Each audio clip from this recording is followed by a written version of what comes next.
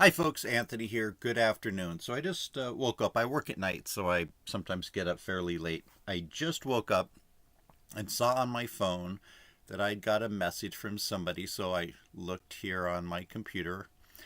And from Abundance and Beyond Athlete, an hour ago, he wrote, Channel owner, that's me, from the Anthony R.R. Mills show. Channel owner, way to delete my message. Free speech, dude.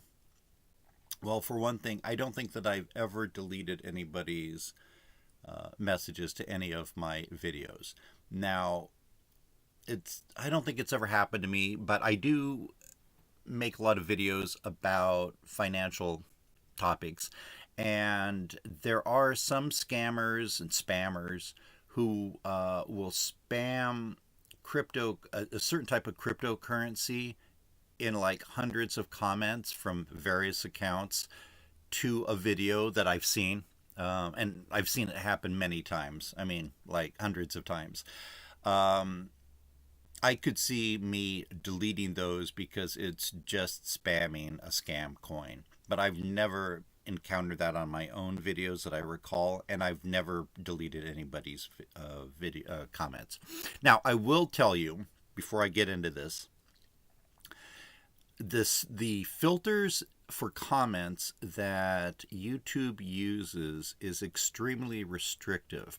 And if you leave a comment that is at all derogatory or uses a wide variety of words that you wouldn't expect, I think like the word stupid.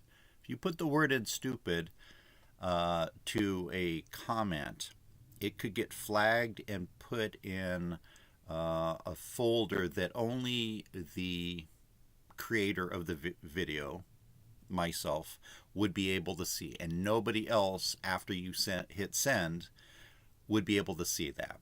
Okay, so if you leave a comment for somebody and it's very derogatory and it happens to include one or more of these kind of secret words that you wouldn't necessarily expect, that can go into a censored folder and nobody would be able to see it. And just for me to see it, I have to click through a number of steps just to see it. Okay, but that's not the case here. Okay, so since I know that I haven't deleted this guy's comment, I thought, well, I'll go down and see. And I do recall him leaving a comment a day or two ago. So we're going down. And this comment or this video, I think, has probably over 100 comments now. Okay, and here we are. Sure enough, 2 days ago, I didn't delete it. This is publicly viewable. Now, sometimes the way that things are displayed, you can leave a comment and then hit refresh, and all of a sudden it looks like it disappears. And what YouTube has done is just put it in a spot that you wouldn't expect. You would expect it to show at the top because it's the most recent comment because you just sent it. Sometimes it gets kind of hidden or rearranged, put in an area that's not chronologically listed. So this gentleman says deputizing random people to go and kidnap people under ICE and not give them due process is a joke. What's your point, dude? He's talking to me. Let's find your name and number and address and share the info. No? Be a voice of good on all things, not just cherry pick.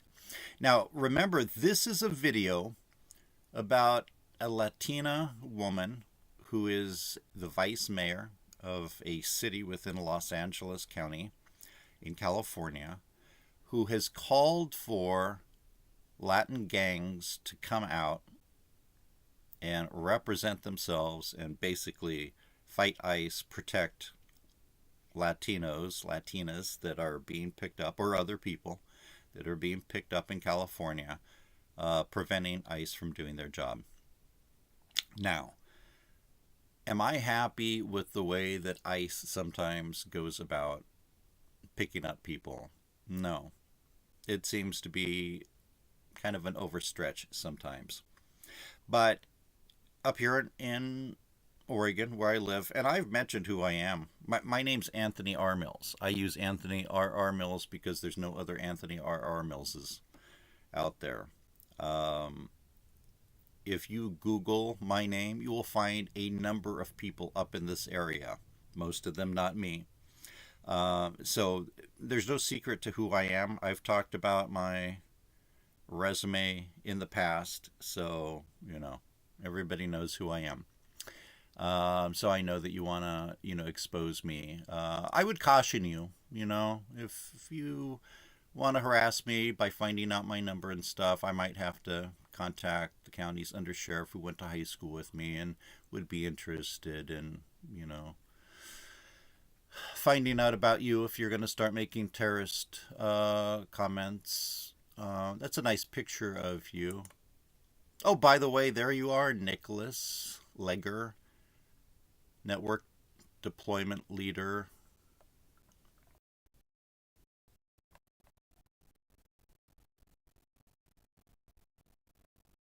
Lots of short-term jobs. Oh, you're the CEO of your own little company. That's good. Anyway, let's get back to the topic at hand, there, Nicholas.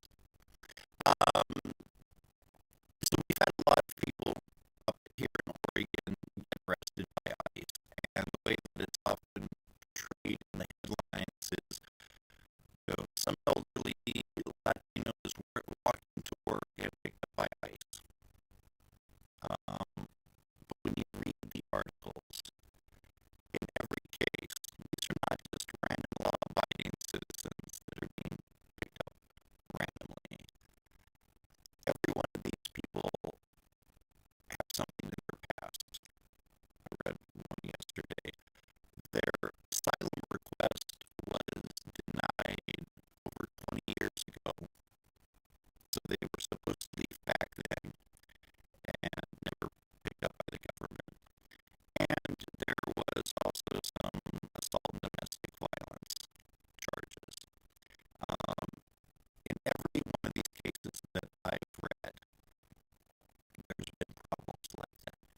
Now, are those the first people that, should be kicked out of the country? I don't think so. Um, it's not up to me, but if somebody's been fairly law-abiding, um, maybe the government could reevaluate their case, even if their asylum request wasn't completely valid. If they've been living here for 20, 30 years and not causing too much problem, maybe we should regularize, legalize them. That's just my personal opinion. Are deputizing random people to become ICE agents? Is that what's happening? I have a feeling that the government is not randomly deputizing random people. I'm sure that these people are all ICE agents or otherwise agents of the United States government with similar jobs, perhaps in other departments, but similar to ICE, similar to law enforcement. So, here, we're not cherry picking. I want to be a face of all the things. I'm not cherry picking things. Back, to the video that you're commenting on. This one, did he have free speech to call on gang members to fight the government? Maybe. I think that we should be tolerant of a lot of types of free speech, and the freedom of speech gives us